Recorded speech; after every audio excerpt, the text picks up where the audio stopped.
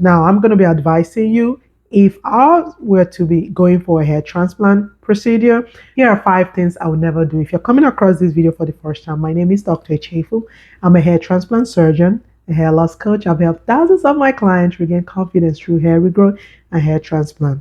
And we're here at Havila Hair Restoration at Peachtree City. Now, I've had thousands of hair and scalp evaluation, especially a lot of my clients wanting hair transplant. But here are 5 non-negotiables. I always tell them, these are things I will never do. And what usually happens is that during those evaluations, clients tend to typically ask me, if you are the one doctor, you're about to go for a hair transplant, what are the things you should never do? Here are 5 things I would never do if I was going for a hair transplant.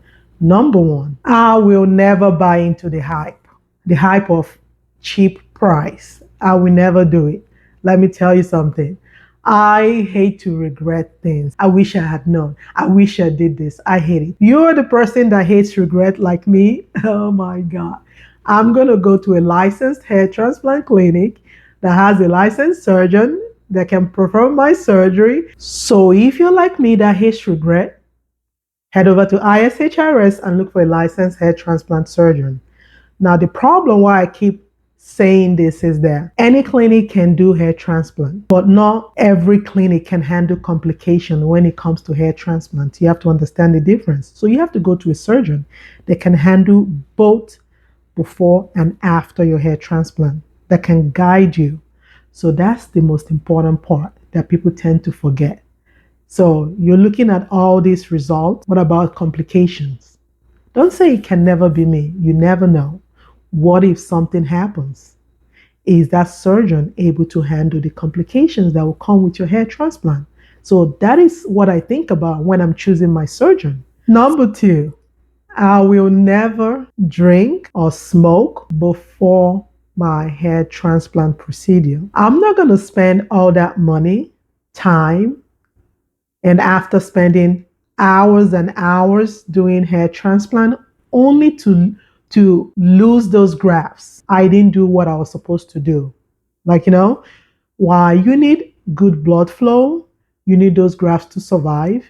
And most times it's required for you to stop any alcoholic drinks, smoking, and stopping some certain medications before your hair transplant. Number 3, I will stop every vitamin that I take. I'm going to stop it. I don't care what it is. And you're going to see it in your pre-op instructions too. Stop every vitamin or stop every herbal medication or herbal supplement or any blood thinner. You need to stop all that because what? Some of those medications or vitamins or herbal supplements can actually worsen bleeding during hair transplant. So it's recommended you stop it a week or 2 before your hair transplant. If it's not for your blood pressure, if it's not for your diabetes, if it's not for a chronic medical problem that you take it for, I will stop all those medication. But this is something you need to talk to your hair transplant about. Number 4, I will never skip reading my pre-op and my post-op instructions. Let me tell you something.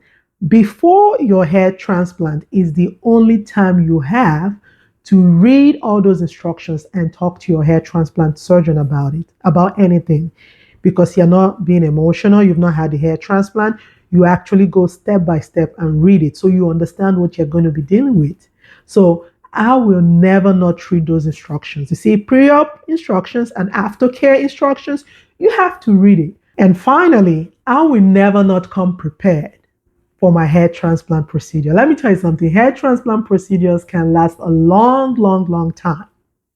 And you need to know the comfortable clothing to put on that day, medications that you need, designated driver who is going to watch you, what to do after your hair transplant, how to wash your hair, how to scrub your scalp. You need to know, you need to be prepared because you don't want after your hair transplant, you're like, what do I need to do? Then you start scrambling, trying to read the aftercare instructions.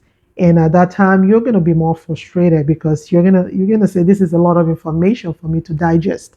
So it's actually best for you to become prepared during your surgery and after your surgery for you to know what to do. So in summary of what I've said, Five things I would never do as a hair transplant surgeon if I was going for a hair transplant. So, number one, I will never buy into the hype of cheap hair transplant prices. I will never buy into cheap prices of hair transplant. Why do I say that? Remember, cheap doesn't always equate better. Don't forget that. So, number two, I will never drink alcoholic drinks or smoke 1 to 2 weeks before my hair transplant. Never. I'm not going to waste all my time and lose those grafts. Number three, I will stop taking every vitamin, herbal supplement, herbal tea, anything herbal, and also blood thinners before my hair transplant surgery. Number four, I will never skip reading my pre-op and my post-op instruction before the actual hair transplant procedure. Number five, I will never come unprepared. I need to know every detail, what I need to wear, what I need to do after my hair transplant, what I need to take for pain, all that. I need to know all those details. I'm not going in blindly and I'm not coming out without knowing what to do. Because what? You need to avoid regretting your decision like we talked about. So you shouldn't also do it. If you've loved this video, I need you to head over to YouTube. YouTube name is Dr. Echefu. There I teach you all the tips and tricks of hair transplant. I promise you, you won't find this in any other channel. I need you to send them this video, or you can make an appointment for them or make an appointment for yourself if you're the one dealing with hair loss. And somebody from our team at Havila Hair Restoration will get in touch with you because we offer free virtual appointment. Like it's free. What more can you ask for? It's free. See, someone will sit down and talk to you and understand your hair loss and also guide you into the next step. Till next time, bye-bye.